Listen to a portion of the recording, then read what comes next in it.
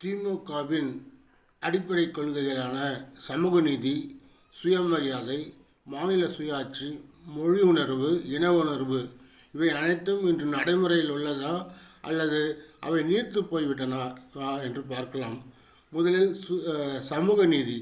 சமூக நீதி காவலன் என்று ஸ்டாலின் தன்னை அழைத்து கொள்ள வேண்டுமென்றால் அவர் முதலில் செய்ய வேண்டிய காரியம் என்னன்னாக்கா, சர்வே எடுக்கணும்.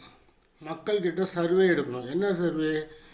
சாதி அடிப்படையில் அவர்கள் என்னென்ன சாதியில் இருக்காங்க, அவங்களுடைய சமூக வளர்ச்சி எவ்வளோ இருக்குது, அவங்க பொருளாதார வளர்ச்சி இருக்குது என்ற விஷயங்களை சர்வே எடுக்கணும். அந்த சர்வேக்கு ஏற்ப அவர் சமூக நீதியை கல்வி, இடஒதுக்கீடுகளில் நடைமுறைப்படுத்தலாம். ஆனால் இவர் தான் இதுவே எடுக்க மாட்டுறாரு, சர்வேவே எடுக்க மாட்டுறாரு. மக்கள் என்னென்ன ஜாதியில் இருக்காங்க, அவங்களுடைய முன்னேற்றங்கள் எவ்வளவு, அதை பற்றி தான் இவர் தான் சர்வேவே எடுக்க மாட்டுறாரு. இது எங்கள் வேலை இல்லைன்னு சொல்லிட்டு மத்திய அரசுக்கிட்ட தள்ளி வைக்கிறாரு. அடுத்தது பார்த்திங்கன்னா சுயமரியாதை. திமுகவில் சுயமரியாதை இருக்குதுன்னு சொன்னால் அந்த சுயமரியாதையோட காவலன் பெரியாரே சிரிப்பார், வாய் விட்டு சிரிப்பார், வேறு எதுலேயோ சிரிப்பார். காலில் விழ கலாச்சாரம், ஸ்டாலின் காலில் விழுற கலாச்சாரம், உதயநிதி காலில் விழுந்த கலாச்சாரம், உதயநிதியை வணங்குகின்ற கலாச்சாரம், இதெல்லாம் சுயமரியாதையில் வரும்னா எனக்கு சிரிப்பு தான் வருது. அடுத்தது மாநில சுயாட்சி. திமுக மாநில சுயாட்சியை விட்டு கொடுக்கவில்லை என்பது உண்மை என்றால், இத்தனை முறை அவங்க ஆட்சி அதிகாரத்தில் இருந்திருக்காங்க, மத்திய ஆட்சி அதிகாரத்தில் இருந்திருக்காங்க.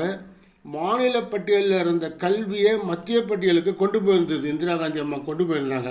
அதை மீட்டு எடுத்து மீண்டும் மாநில பட்டியலுக்கு கொண்டு வந்திருக்கணும். ஆனால் இது வரைக்கும் செய்யலை. ஆட்சி அதிகாரத்தில் இருக்கணும், அங்கே பணம் சம்பாதிக்கணும், இது மட்டும்தான் மத்திய ஆட்சியில் கூட்டாட்சி நடத்துகிறப்ப இவங்களுடைய கொள்கை. அதிகாரங்களை மீட்டெடுத்து வர வேண்டியது இவங்களுடைய கொள்கை இல்லை. நம்மளுடைய மாநில பட்டியலில், மாநில அதிகார பட்டியலில் கல்வி இருந்தது. அதை இந்திரா காந்தி அம்மா எமர்ஜென்சி காலத்தில் மத்திய ஆட்சியோட கண்ட்ரோலுக்கு கொண்டு போயிட்டாங்க. பட்டியலிலேருந்து இன்னொரு பட்டியலுக்கு ட்ரான்ஸ்ஃபர் பண்ணிட்டாங்க. அதை இவங்க தான் வாஜ்பாய் கவர்மெண்ட்டில் இருந்திருக்காங்க. அடுத்தது காங்கிரஸ் கவர்மெண்ட்டில் 10 ஆண்டுகள் இருந்திருக்காங்க. மீட்டு எடுத்து வந்திருக்கலாமே, ஏன் மீட்டு எடுத்து வரவில்லை? அடுத்தது பார்த்திங்கன்னா மொழி உணர்வு. இவங்களுக்கு மொழி உணர்வு இருக்கா? திமுகவுக்கு மொழி உணர்வு இருக்கா? இருக்குனாக்கா தமிழில் பாதி ஆங்கிலத்தில் பாதி பேர் வைக்கிற இந்த கலாச்சாரம்லாம் வருமா?